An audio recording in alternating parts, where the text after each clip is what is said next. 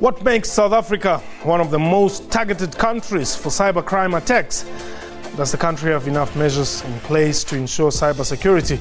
What prompted the release of the cybercrimes and cybersecurity bill? Is there enough cooperation among countries to enforce the Budapest Convention? What time is it? It's question time.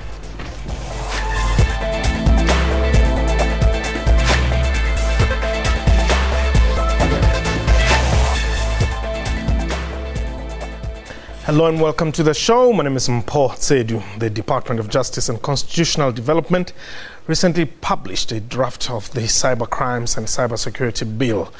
The bill is designed to bring South African law into line with international standards. It also includes creating specific offences for internet-related crimes. This comes in the wake of reports indicating that South Africa is one of the most targeted countries globally for cyber phishing crime attacks. A reminder that this is a live program, and therefore you can call us. The number to dial is 089-1104-210.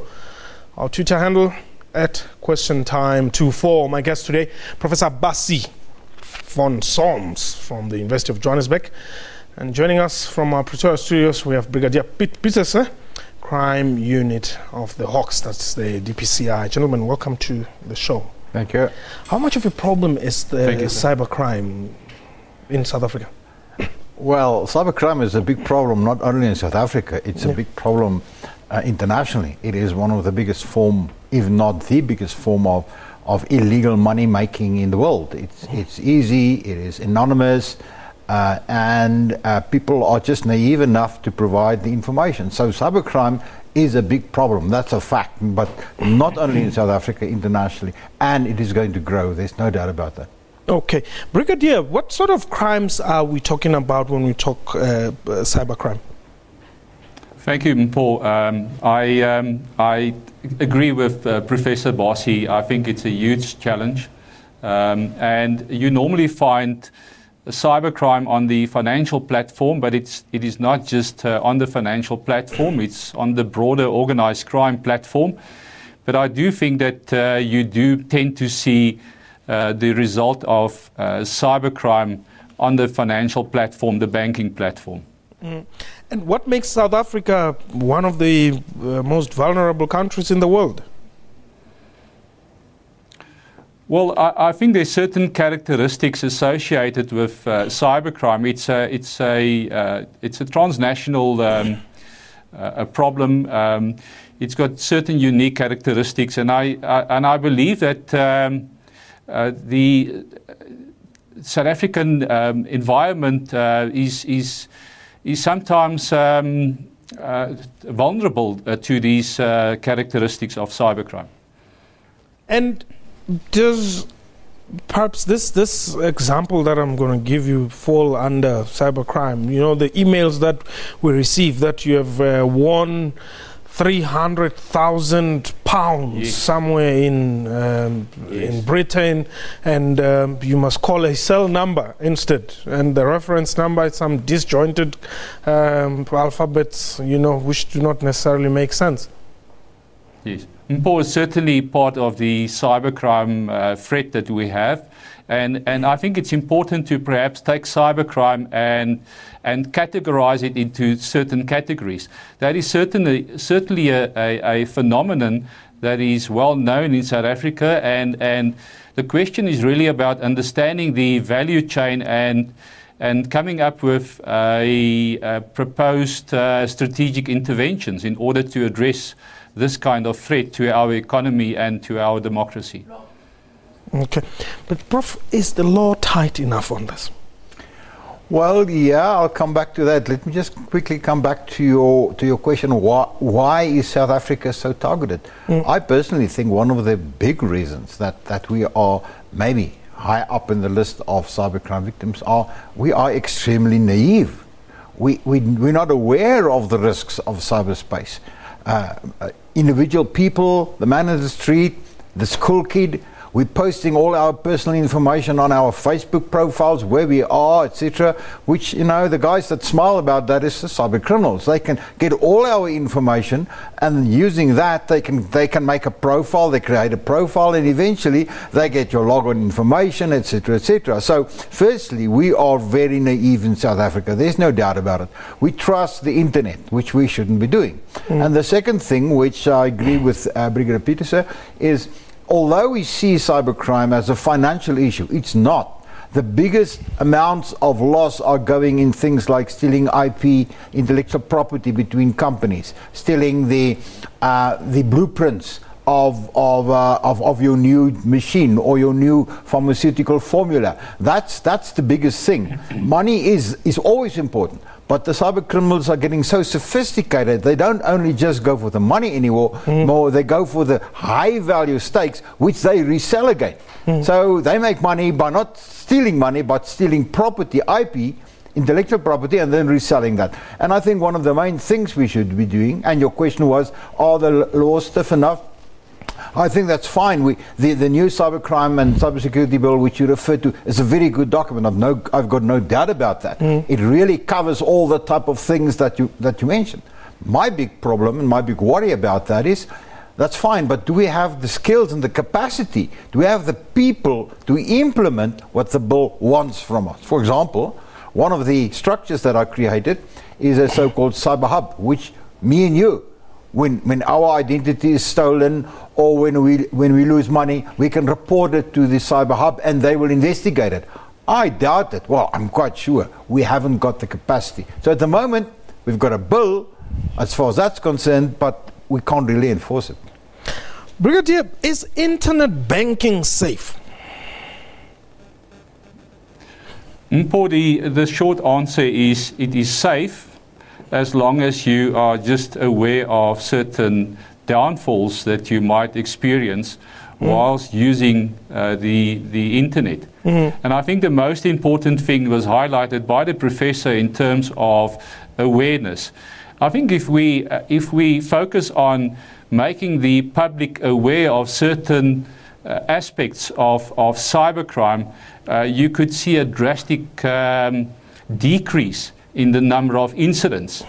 And it's quite right what the professor said. I think we have a lot of people acting in ways that afterwards they think that they have not done it correctly. They were quite naive at the time. But to answer the question in terms of the banking platform, I'm of the opinion it is safe as long as you're aware of a number of issues relating to the internet. Prof, is it safe? That's a very good question. Yeah, I want a good answer. I'll give you a good answer. Okay. I think banking platforms are safe. If you want to hack into any one of the South African bank systems, you won't be able to do it. You wouldn't have hair on your head to do it because you will tear them all out. But what do the cyber criminals do? They go for the weakest link in the chain. And what is the weakest link? It's me and you. Therefore, all these social engineering tricks, all these phishing emails, all this money that you've referred to that you've won, all the Coca-Cola or whatever it is, sorry for that, but the prize that you've won or your cell phone number has been drawn, we fall for that because the cyber criminal is shrewd enough to know that he can't hack into the bank system. So if you want to get my money, go for the weakest link, go for you. Because you will react, or me will react, or some of us will react because we're not aware of the risk. So, in principle, it's safe. What makes it unsafe is we as users, which are stupid. Whoa. That's Prof. And we're going to take a quick break. When we return, we're taking your calls 0891104210, our Twitter handle @questiontime24. Give us your thoughts. We would love to hear from you. You can talk about anything, including what happened today.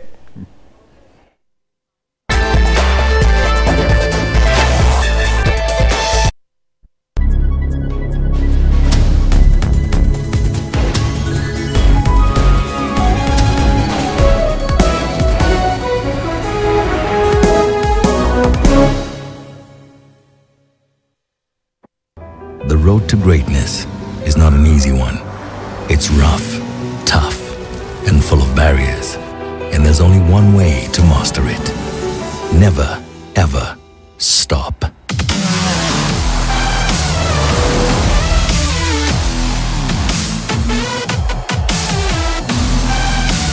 Dauntless, the all-new Audi Q7.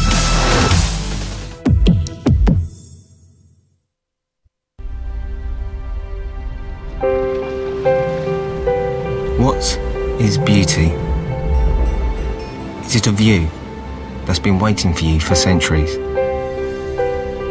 A setting that gives you goosebumps when you see it for the first time?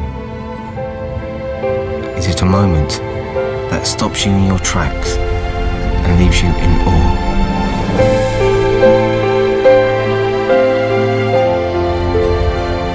Some people spend their whole lives looking for it. When you open yourself up to it, suddenly you find yourself in a place where true beauty isn't something you'll ever see. Because when you meet South Africa, you'll reconsider what you think you know.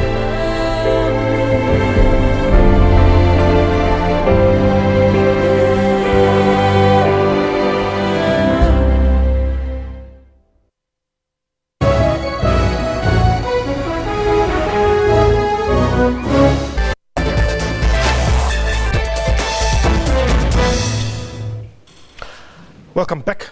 My guest today, Professor Basi von Solms from the University of Johannesburg, and Brigadier Piet Pieterse, Crime Unit of the Hawks, who is joining us from our Pretoria studios. Before we continue, let's take your call. Mushwetsa, you're calling us from around Gauteng. Yeah, Paul, I just wanted to deviate a little, from the current topic. However, it is somehow connected. I've heard asking thought-provoking questions, serious questions, to our ministers, and our leaders. But we have never asked a question around the second economy of our country. Why is our country, allowing the second economy to be infiltrated, by even foreigners? Because the best practice is applied everywhere in the world is that the second economy is a preserve of the local, entrepreneurs and the business and the business community, even the locals themselves, because the second economy, includes, amongst others, your hair salons, your spas selling food and supermarkets. But now in our country, everybody is doing as he or she likes. And our country, I'm not sure as to what our ministers are doing. And they perhaps looking at the other countries and look at the best practices. Why are they allowing the second economy to be used even by locals and foreigners alike, instead of protecting it to be a preserve of the locals?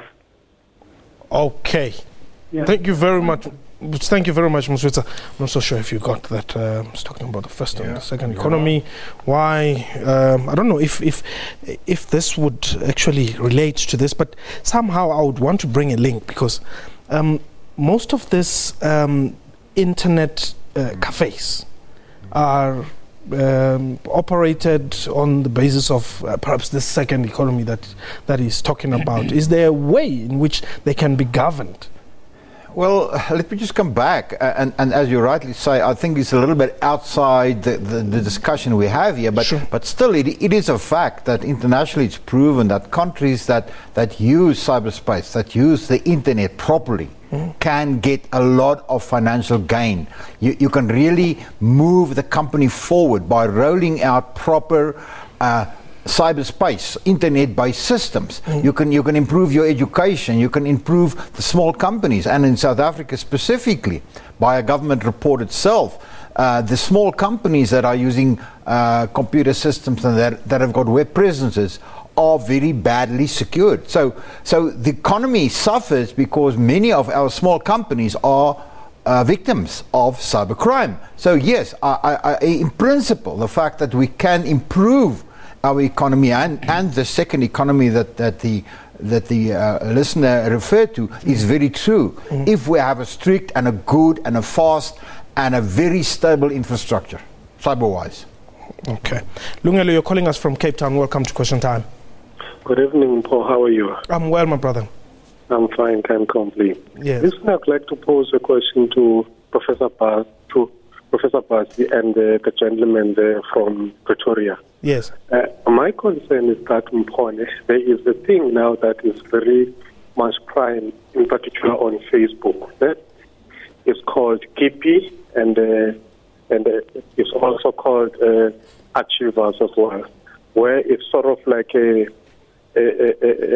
money-making scheme in particular, but it's not an investment in particular. How it works is that you register your name in the system and your bank account and all of that, and then the system in particular instructs you to deposit money, and then when it does that, it gives you another somebody who is also a member. It gives you his or her details, banking account, and then you put in the money, and then it invests for you in that manner, and then you keep maybe for 2 months and up to a year, and then after that you get paid. Okay. Now, I would like to know from the professor in particular if they have information with regards to those two things, and how safe are they? Thank you very much, Paul. Thanks very much. Brigadier? Thank you, Paul. I would perhaps just want to refer to the second economy first, and what immediately comes to mind is the exchange control regulations that is a way of regulating money flowing out of the country as well. And I think it's important to perhaps just take note that when you mentioned the public internet facilities, I think it's going to be extremely difficult to regulate the public internet facilities, but nothing stops law enforcement from engaging with the industry and perhaps getting the public internet facilities to cooperate with law enforcement. In terms of the second question that your caller had, I'm not 100% sure I understand the question, but I think that the Facebook and the internet is sometimes used as a vehicle in order to make misrepresentations to individuals. Your caller correctly asked, is this safe? I think each matter needs to be evaluated on its own merits. I personally feel slightly uncomfortable of what the gentleman mentioned, and I would think that in terms of a possible fraud, that you could face the possibility that your money might be missing by the time you want your money back. Okay. So in order to answer you, Paul, I would feel slightly uncomfortable to continue depositing money after it was requested on Facebook. Thank you. Yeah, but you've just triggered something here. There's something called kippies. This is very popular, and I'll talk about Soweto because I spent a lot of my time there. Yeah. I mean, people are just falling for this, and they don't know who runs it. It is run on the internet, and people say, no, we got our monies, and they say you put in 5,000 rand, after 12 months you get 100,000 rand. And some are saying, yes, we got our monies. How legal is this? Well, I think each case should be viewed on its own merits. The elements involved that you should prove in terms of fraud is, of course, a misrepresentation that takes you to a prejudice or potential prejudice at least. And I'm of the view that in fact, based on what you've just told me, it might not be illegal, but it might be a situation where it is high risk. Okay. Andile, you are in the Eastern Cape. Yes, thanks very much for this time. Brigadier and the professor is spot on some issues. Typical example, what Brigadier emphasized, he said they have to do some workshops in order people to understand exactly what is cyber. Office is spot on, because there are people who are totally illiterate, who can't differentiate between the two, who don't know nothing about cyber. Typical example, they will go to the bank ATMs and be scanned, and they will come back and say, Sasa didn't put my money. And yet the money it doesn't so. The money is being scared by these criminals. Moreover, in the websites, you come to Facebook, whatsoever, as Prof has indicated, you put your everything, your ID and so on. they will move around simply because they've got your ID, they've got access to you. So people, they must be aware of such a thing, that there is such crime. And even on the Facebook, if you put your name and the surname if you want to, that's enough. They can't do anything about that. And moreover, if you go to an ATM, people have been told that they are pinned secretly, but they will do openly and ask assistance from strangers. I think if people they can be aware of that, this crime will be deteriorating. Okay. And that's my point, Chief. All right, thanks very much, Andile. Prof, we are not so stupid. I think that's a sharp caller that you just had now. Okay. I think he's understanding the problem. And let's just say something about, I think, to what he referred to, namely the problem of identity theft. Yes. Because the moment that the cyber criminal, and that's what he wants your identity, he wants your log-on information so that he can log on into your bank account, into your Facebook account, etc., so that he can actually become you. And I think that's the biggest risk. You'll find so many people that said, my identity, electronic identity had been stolen and I've lost my life. I've lost everything. So that is the awareness that we should have. And coming back to the idea that you mentioned that you're doing there, you know, my sort of motto about the internet, if it sounds too good to be true, it is too good to be true. But then you're going to be Prof? scammed. What do you do, Prof, when I have a friend who says to me, look, I put in 6,000 rand and I got 50. Yeah. And here is proof. Yeah. Fine. What's the proof? And remember many of these schemes, I'm not a financial guy, but remember many of these schemes eventually fall down. And if something like that comes from Facebook, or it comes from the internet, or it comes from an email, or an attachment, or it comes with a so-called 419, I won't touch it. I will not touch it. Even if you've won 5,000 rand, I won't touch it, because I know I'm going to be scammed. Eunice, welcome to Question Time. Ma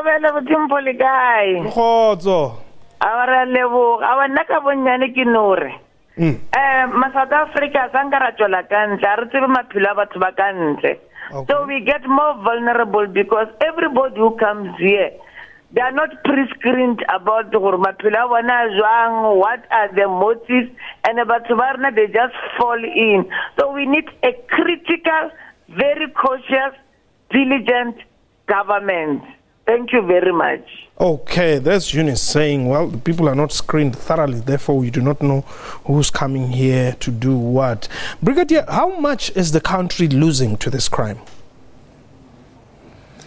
Paul, I personally, I've read about amounts running into hundred thousands to millions to billions, and I always am of the opinion that in terms of getting it very accurate would be extremely challenging to try and get a correct figure.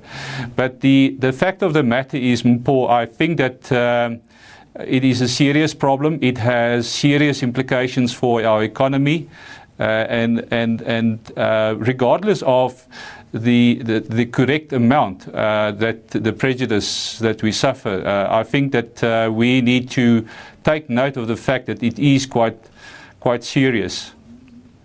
Okay.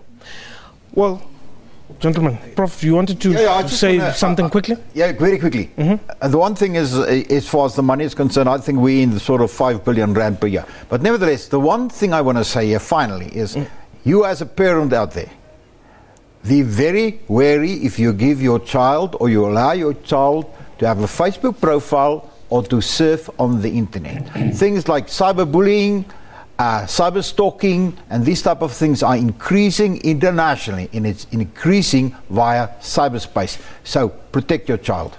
Thank you very much. Thank you very much, gentlemen, for your time. An update on our breaking story. A taxi driver and another person has died after a bridge collapsed in Johannesburg this afternoon. About 30 people are reported to be injured after the temporary structure fell onto the M1 North in Sandton. The injuries range from serious to moderate, and that number might change as more people are being rescued. 3 vehicles, including a taxi, were among those trapped. The road has been shut down, bringing all traffic to a standstill. Our reporter Hasina Gori is on the scene. Let's just check with her quickly. Hasina, what's the latest? We are here at the scene where emergency medical services are battling to get people out of the vehicles that are still stranded beneath the scaffolding. The doors of life have been used to free one person. There was also a helicopter with a ambulance that was here on the scene. Around me, this accident has attracted a lot of bystanders, to the scene. There's a there are many paramedics and JMPD officers here on the scene helping and trying to assist, here. Okay, are there any alternative routes that have been recommended? Motorists have been advised not to use the M1 north and south, to rather use the Oxford, Rivernia and Yansmith roads if you are going towards the south. There are also other alternatives of maybe using and going towards Sunny Hill and then using the Marlborough Drive if you are going towards Pretoria, because the roads are the highway is completely closed. Hasina Gori, thank you very much. And that was question time for today. A big thank you to my guest and to you for watching the show. From me and the crew, have yourself a wonderful time. Goodbye.